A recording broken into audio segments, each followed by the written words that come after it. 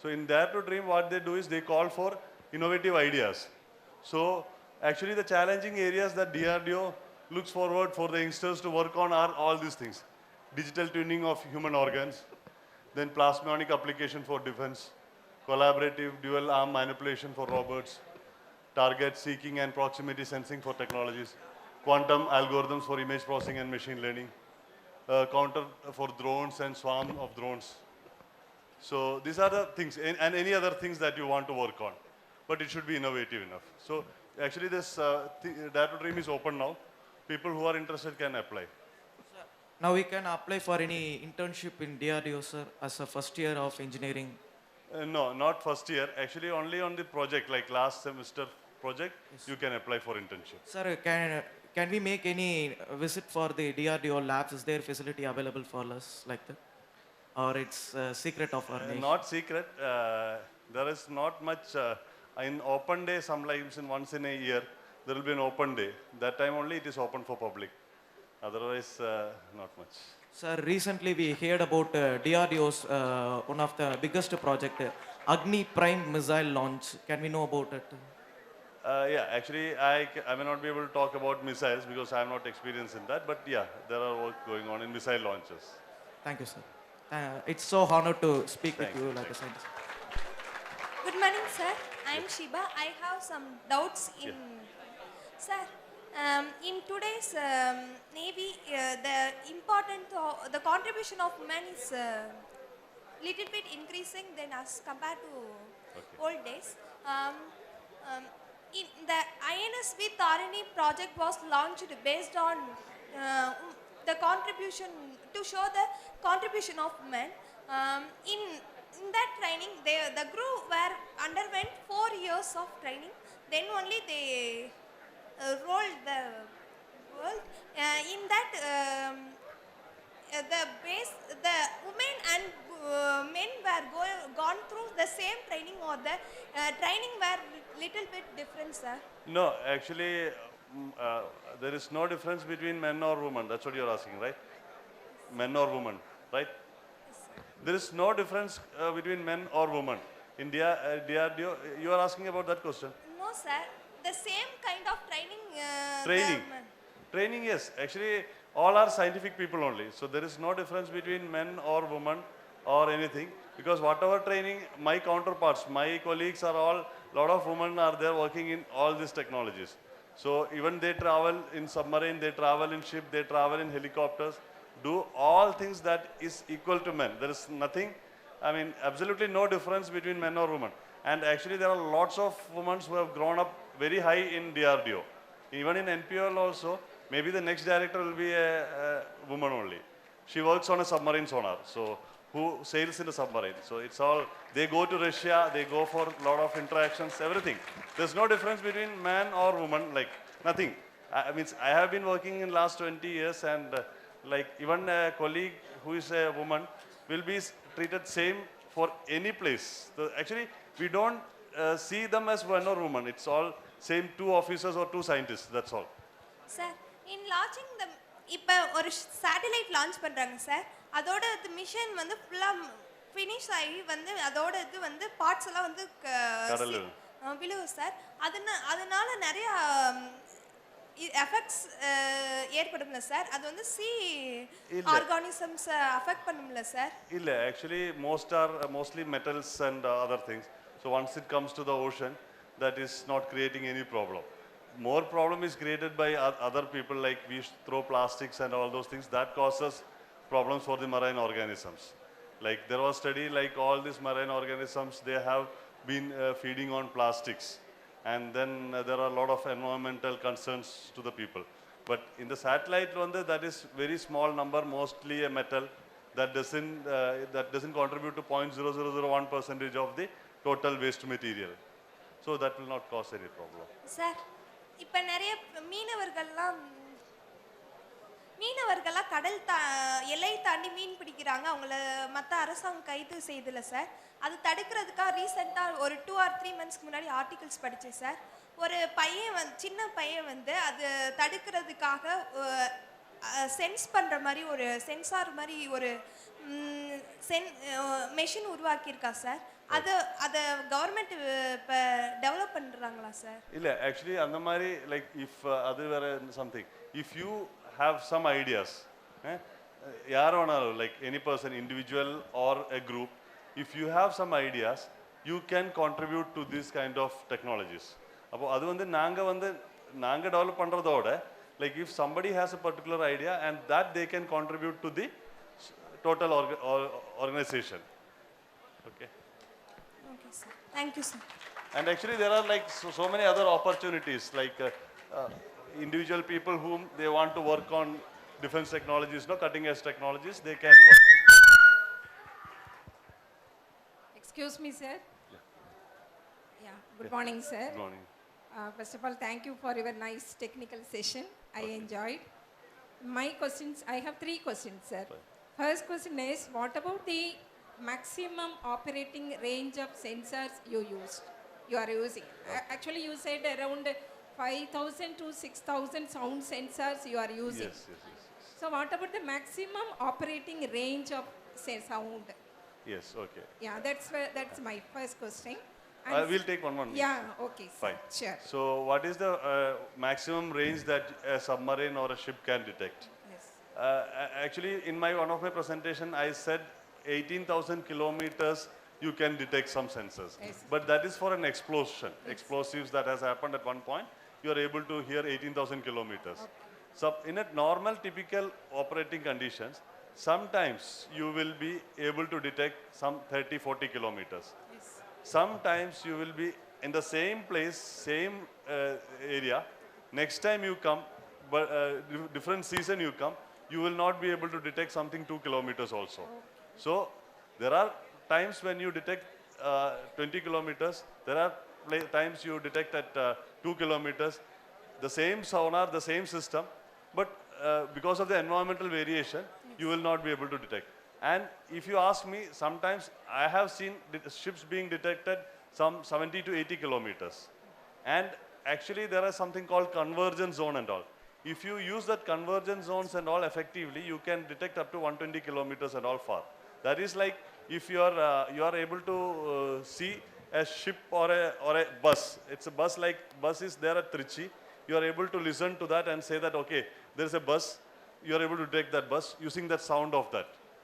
So that far, like 60 Okay. kilometers or something is that far, 120 Okay, kilometers. So depends on the distance. Depends on the And the environmental location, yeah. environmental condition. Yes. So, but the same thing can be detected 20, 30, 40 or 60 kilometers also. Okay. Thank you, sir. So 8,000 sensors we use. Yes, sir. Next question is, what type of piezoelectric crystals, whether the synthetic or the natural crystals you are using for generating that sound signal? For generating the sound signal and like receiving the sound signal, we use piezo ceramic. Actually, that is developed by our own one of the laboratory, NMRL. We use synthetically generated signals only, sensors only. So that is generated by one of the laboratories in DRDO itself. Okay. Thank you, is- sir. thanks. The third question is, what about the signal conditioning part?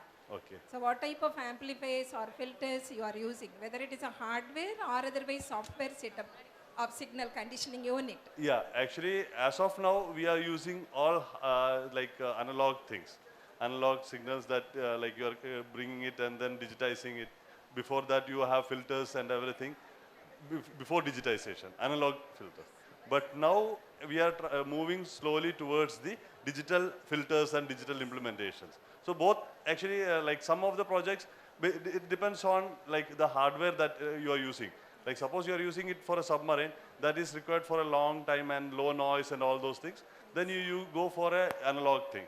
Suppose you have now, but analog, the problem is it has to be individually tailored made, and then once it is fabricated, then you will not be able to do any modifications. But nowadays, since that user has to change something, so now we have moved slowly to digital domain in the filters and everything in the digital domain. Yes. Exactly. Okay, sir. Then do you have any specific simulation software? Yes, actually. Simulation software. Simulation softwares, there are lots of simulation softwares across each of the domain. Like if you see sound propagation modeling, Yes. that sound, how the sound will travel at different ocean conditions. That itself is a big area of software development like basically what we do is a wave propagation model. So that wave propagation model, softwares are there. Like Prosper is there, SPMS is there. There are a lot of inbuilt development models, and then like we use COMSOL and all those things that are developed, MATLAB and all those things for a generic purpose. Okay, okay. Thank you, sir. Thank you so much. Thank you, ma'am.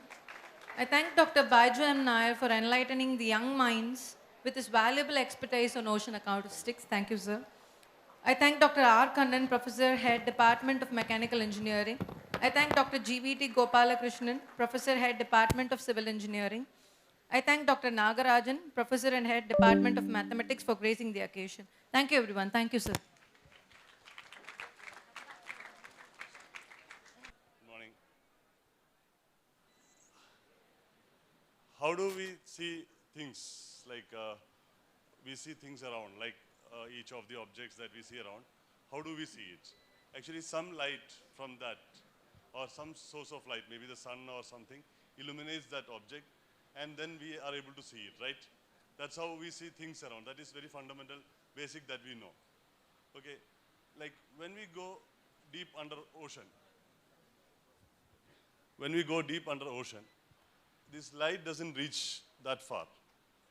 And there are many targets of interest which we are interested to see and understand. Especially, there are a lot of fishes.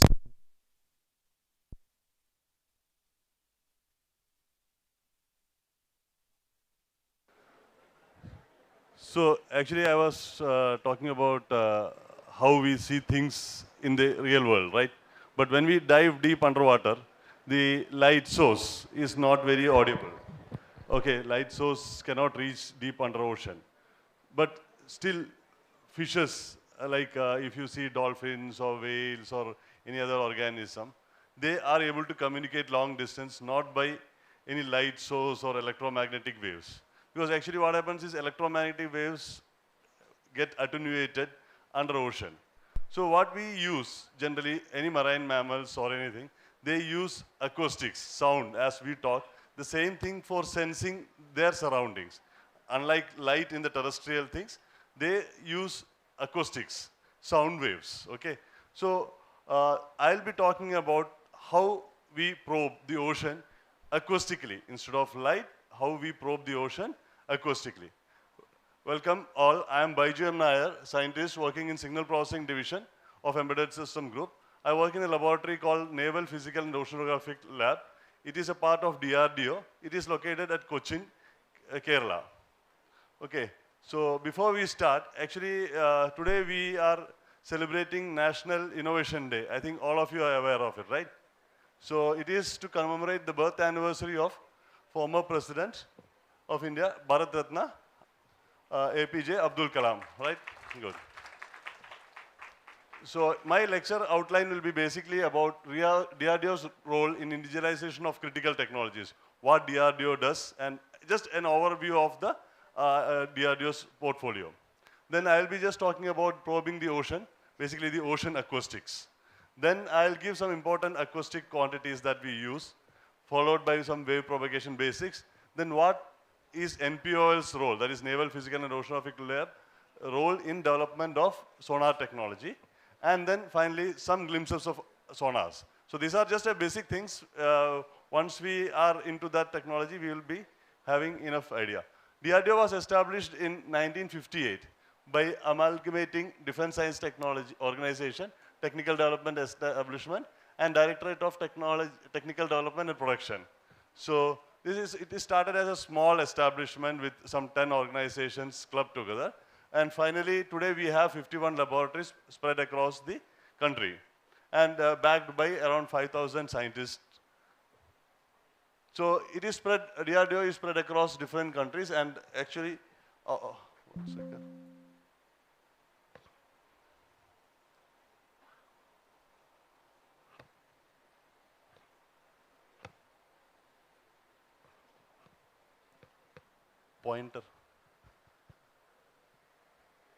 Pointing.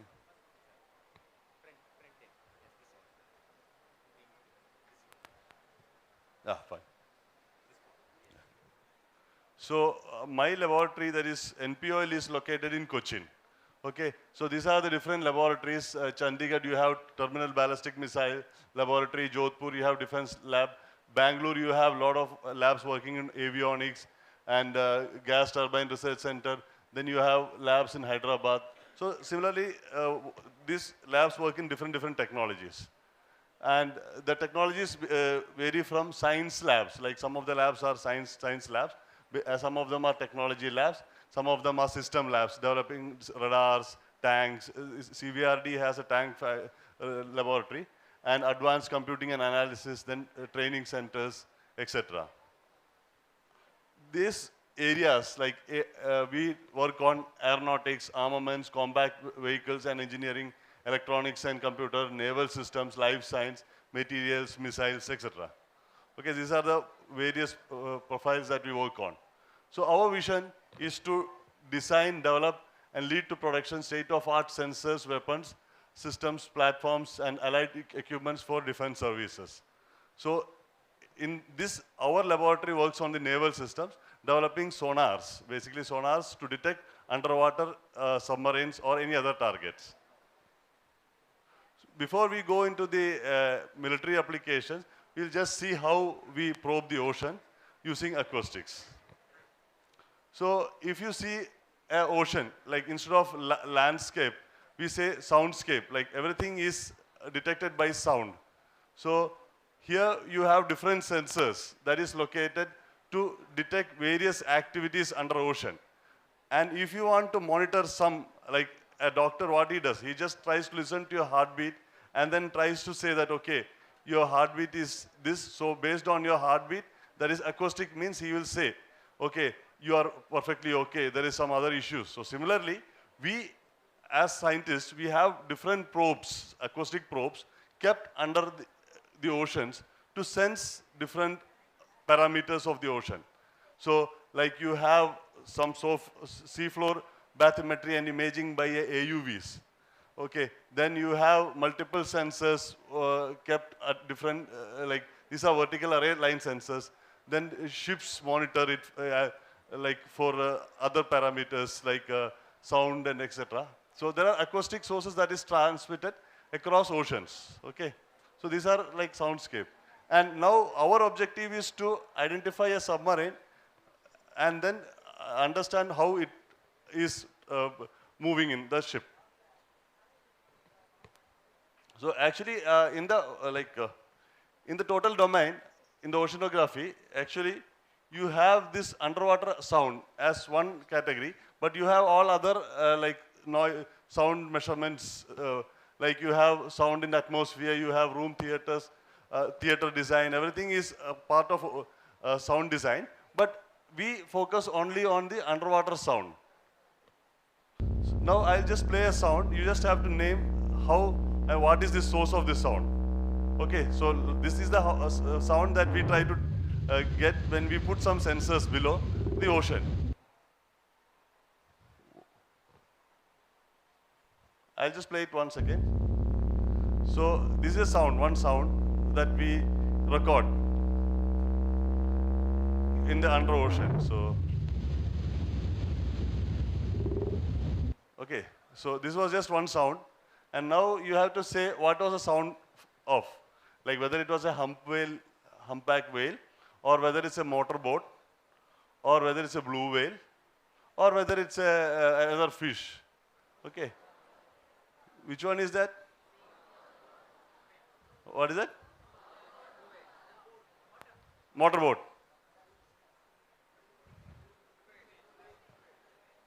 Blue whale. Okay.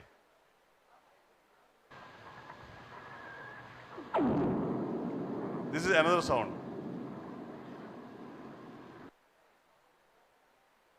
I'll just play. Okay. What is this? It's an air gun or something? Like there's equipment that you use it for detecting some, this one.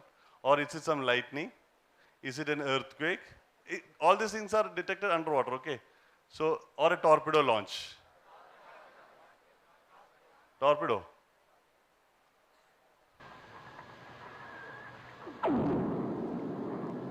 So this is on the ocean surface when the lightning happens, you hear, if you put some sensors, you will listen this kind of sound. Okay.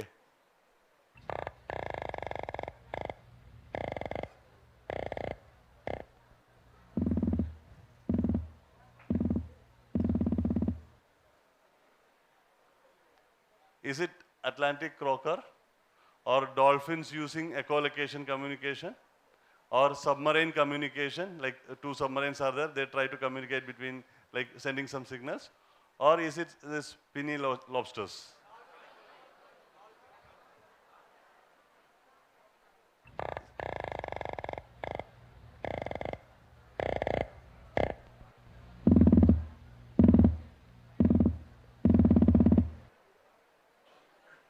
Okay, and the last one.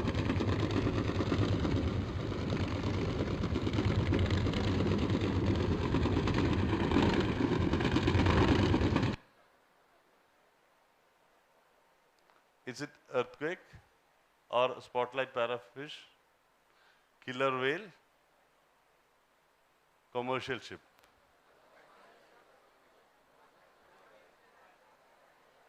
Well, most of them got it correct.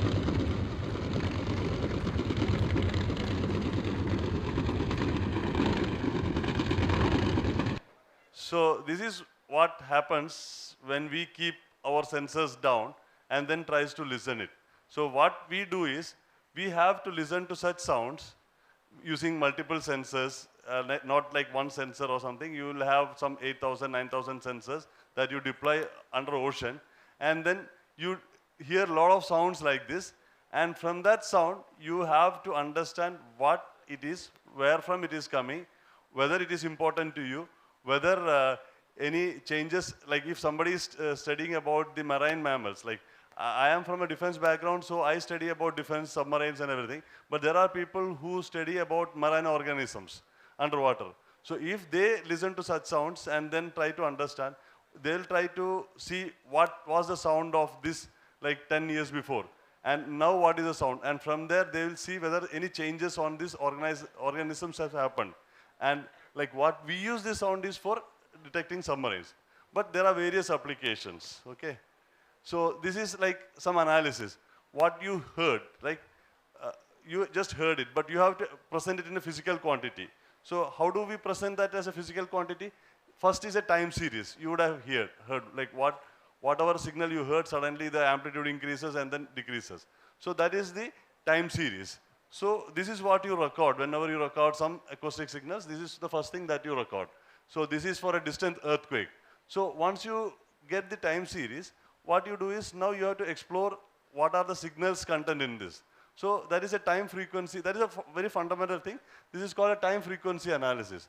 So you see that actually suddenly after some time, like around 400 seconds or something, suddenly some frequency content is there. Okay, so that is a distance earthquake. Now a blue whale will have two different kinds of sound, like initially when you heard, no? So that will be like depicted here, like different frequencies, okay? I think you understand what is a frequency, right? So first a time series will be there, and then like time frequency analysis will be done. So like actually if you have a whale, it will be like a small 20 hertz tonal, that is very small to small sound. So these are the basic signals that you use for analysis. Just not listening, you will be understanding the by analysis also. So actually history of ocean acoustics started long back. Like Leonardo da Vinci, actually in 1490 itself, he kept a tube underwater and then tried to listen to a very distant ship. So a 2-kilometer ship could be detected by him using just inserting a tube in the water. And then actually Isaac Newton gave some theory about how sound will propagate in matter.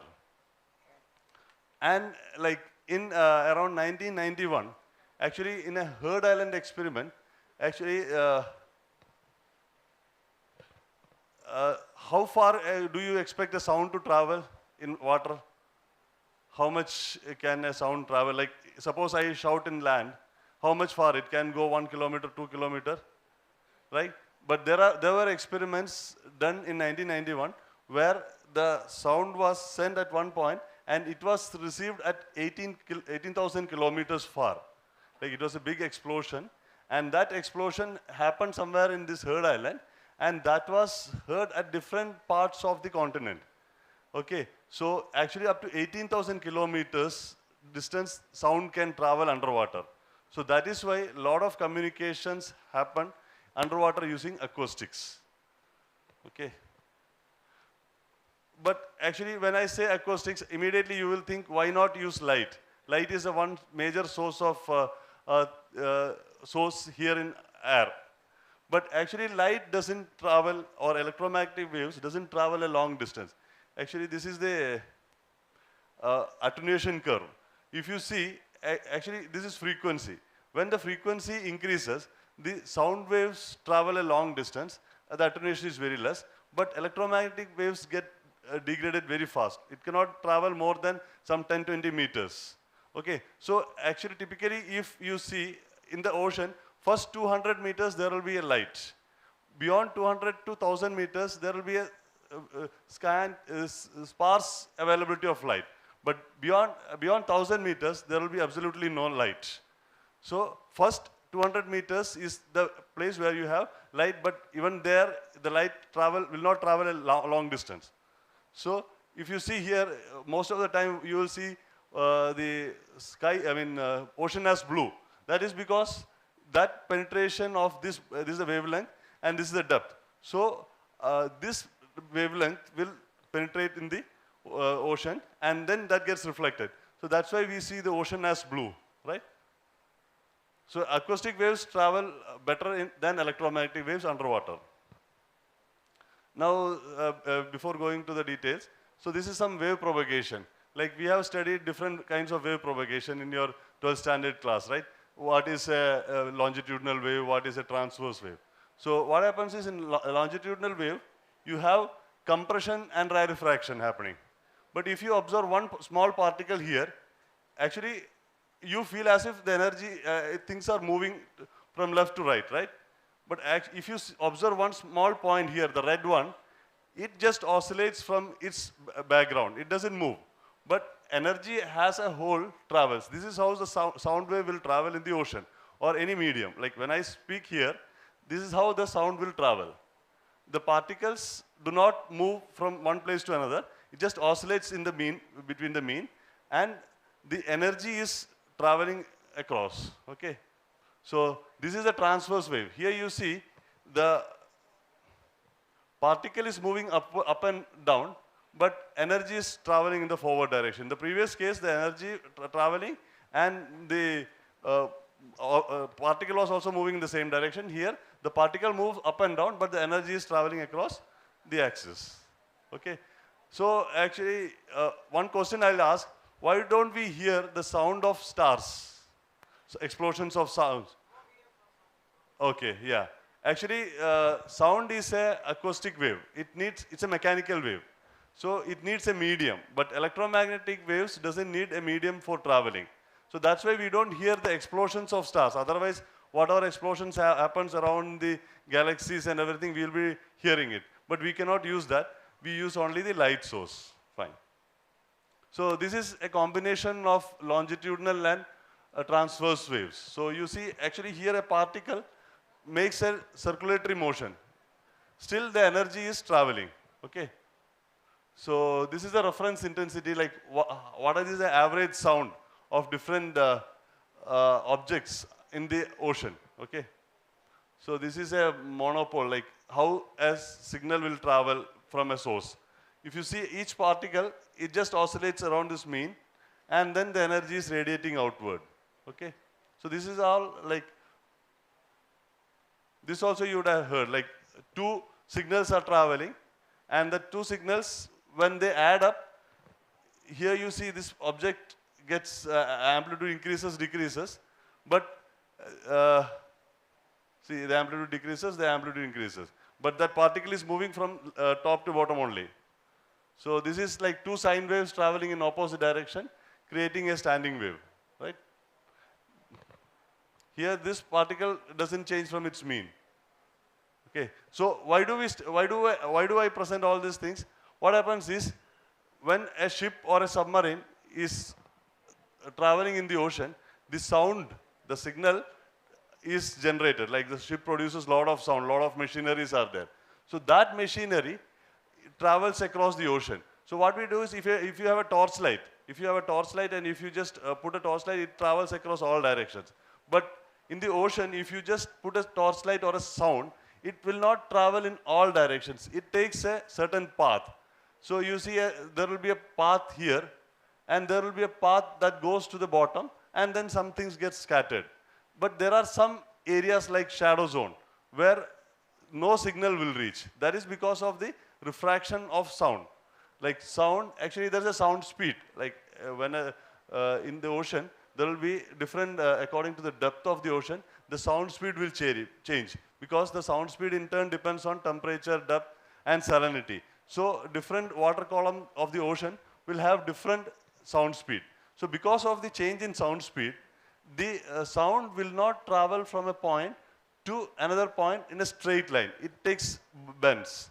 So this makes our things complicated. So a submarine coming and hiding at this point will not be detected at all. So this may be some 5 or 10 kilometers. But what happens is, here you see, there are some, suppose a submarine or an object is here, you will be able to detect it, but there is shadow zone. But suddenly, this shadow zone at a long range, actually all the signal goes and bends. So this may be at around 60 kilometers. So here you will be able to detect a submarine, but even a closer distance you will not be able to detect. So these are all the fundamental physics and the propagation paths that happen because of the change in the sound speed. Okay. And actually, when the sound travels, like what happens is there is a spreading loss. Then there is an absorption. Then boundary and volume scattering happens, like goes to sea surface, goes to sea bottom, hits and comes back. So these are the three processes that mainly degrades the sound. So when a ship is traveling and is producing sound, at long ranges, because of these three parameters, the signals gets degraded. And that is called transmission loss. So actually, this is a typical sound speed. You see, actually, the sound speed depends on temperature, salinity, and depth. So basically, and this decides how the sound will propagate. So this is around 4,000 meters, how the sound speed will vary. Actually, these things matters for a sonar design. So if you see, if the sound speed is a positive, like if the gradient is positive, all this signal that is traveling from a ship will bend upward, and then you will have a detection. But if there is sound speed is negative, like initially you have a higher sound speed, which in turn depends on the temperature, and then towards the depth, it has a negative thing. So you will have a downward refraction. So here, no signal will reach. Then attenuation in seawater. Actually, these are like, basically some of the factors causing attenuation is viscous absorption, absorption due to chemical, scattering due to bubbles, then scattering due to marine organism and fish population. And these are like boundary scatterings, like you would have heard about Rayleigh scattering and all. When a signal hits this surface, it gets back scattered, then there is a specular direction, forward scattering. So based on this, the energy gets degraded. Actually, I was telling about this effect of sound speed. So you see, actually when the sound speed is changing, the sound that was launched here, this is a source of sound, it travels a distance, but under this area, there is no sound. And then there is a like direct path, and then it goes and converges. So it is like you are putting a torchlight and it doesn't show you in the front. It shows something which is around 10, 20 or maybe some 50, 60 kilometers. But this area gets blanked. So why we need to study all these things is, like actually enemy will use this path to hide. Okay. So actually we have a large area which is in water. So we need, like there are constant threats from enemies. They come and try to attack and hide. Our nuclear installations are there. So those things have to be protected, because submarine what generally do is, they don't they just dive underwater and you will not be able to see it. Like they can dive underwater for 2-3 months. They can just stand and they can come to our area and then stand. Any operation or something is there, at that time they can launch missiles or torpedoes. So we have to protect this. We have to be under constant surveillance. So that's why we at NPOL develop sonars. Okay, so, this is sensor and sonars for Indian Navy. Like NPOL was became part of DRDO in 1958. Our campus is in Trikakara, Cochin, and these are some of the facilities like we use there, like high computation, then fabrication of different materials. These sensors that I was telling now, these are piezo-ceramic sensors to detect the sound waves. Then you have computing facilities. Then we have a separate lake that we use it for testing. Like instead of taking the ocean sensors directly to the ocean before testing, we test it first in the acoustic facility in the Idiki Reservoir and then take it to that place. So these are some of the facilities. And we have a ship like that we use for studying the sound propagation. So what is sonar? Actually, by the way, before I should have talked about, sonar is like a method or equipment for determining by underwater sound the presence, location and nature of an object in the sea. Okay, it is like an equivalent of radar. So actually the first important thing came in 1914, like that after the Titanic sank. They were trying to, the Titanic sank because of an iceberg that was not there. So had there been a sonar, they would have detected a like iceberg. So actually after that Titanic incident, they have developed the first active sonar. Okay. So actually our sonar frequency is around this. So what are the applications of sonar? Like military applications are there, detection, localization. Then civilian application is like now we use it for fish finding sonars, then bottom mapping, navigation, seismic prospecting, marine acoustic studies, etc. So this is an active sonar. Like active sonar means it like a bat. What it does is it sends a signal, then goes and hits the echo and then comes back. So here you see this ship is trying to detect a submarine. So it will first send a signal and then the echo from that will come, and using that you will be able to detect the submarine. Okay. So that is active sonar where you send a signal and then receive it. Otherwise, when the ship or submarine is traveling, it will generate a lot of sound. So you just try to listen to that and then try to say, detect that, localize it and classify it. Classify means which class of ship, whether it's our ship or a submarine, or whether it's an enemy submarine, something like that. So what are the areas that we work? Like we have transducers. Transducer is the first thing that we use as a sensor. Like we have piezo-ceramic sensors. Then you have to mount it on structures. So that is a mechanical area, sensor structures and handling system. Then you have a signal conditioning, preamplifier. Once the signal is received, you have preamplifier. Then you have the signal processing. Then you have to have a display. The basic design, algorithm, oceanography, basically oceanographic studies, then modeling and simulation, material science. So these are the main areas that the NPOL work on. The different types of sonars that we have is like, some of them like based on the mount application. Like you have surface sonars that is mounted on the ships. Then subsurface. Subsurface is available on the surface of a submarine that is diving underwater. Then you have airborne sonars also. This is a typical ship sonar. In the ship, you will have either the hull mounted sonar. The sonar is fitted on this hull, or a bow mounted sonar. So you just see the size of a person and the size of a sonar. So all these areas, it will be like sensors fitted for active and passive sonars. So these are the different sensors like that is used for transmission and reception. So then this is a towed array sonar. Like instead of having a hull mounted sonar fitted on a ship, you will have something that is launched from a ship, and then that will be like a tail behind the ship for a, say 1 kilometer far. Then you have this, that is variable depth sonar operational, operated away from the own ship. Then you have a submarine sonar. A submarine will not dive without a sonar, actually, because actually it's a totally a hull, like you have metallic cage. Inside that, you cannot see anything what is happening outside. So what you do is, you have sonars like passive surveillance sonars, intercept sonars, obstacle avoidance sonars, active sonars. So these things are the basic eyes of the submarine, eyes and ears of the submarine. So a submarine cannot dive without a sonar.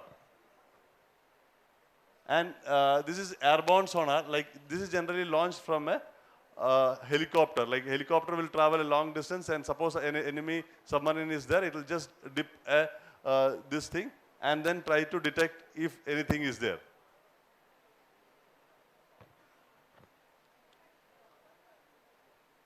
That's it.